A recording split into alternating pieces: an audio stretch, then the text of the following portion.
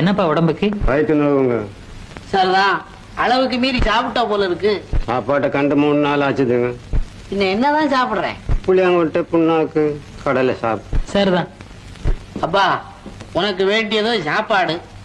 அந்த மருந்து டிஸ்பென்சரிலேயே கிடையாது. எமன், இந்த மிக்சர் கொடுத்து அனுப்பு. என்ன செய்யுது? நடக்க முடியல, பேச முடியல, மூச்சு விட முடியல. காலையில் என்ன சாப்பிட்டீங்க? டிபன் தான். வாய்க்கு ருசியா இருந்தது, கொஞ்சம் ஓவரா சாப்பிட்டுட்டேன். அப்ப எப்படி மூச்சு விட முடியும்? டாக்டர் சார், இவங்க 2 பேரையும் கொஞ்சம் அட்ஜஸ்ட் பண்ணிக்க சொல்லுங்க. இவங்க 2 பேருக்கு நோய் கிடையாது.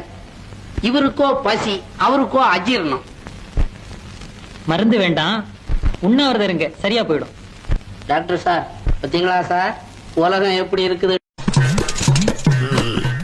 இந்த குடி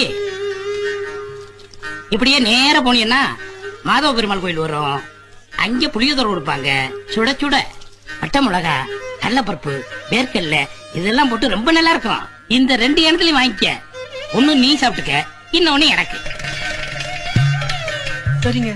அந்த பைய வச்சுட்டு போ. ஏனத்தை கொண்டு போயிட்டீங்கன்னா அதுக்கு தான்.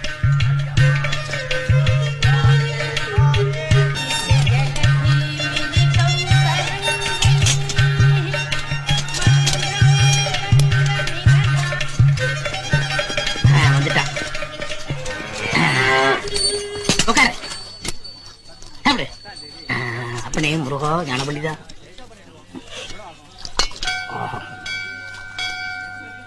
ம்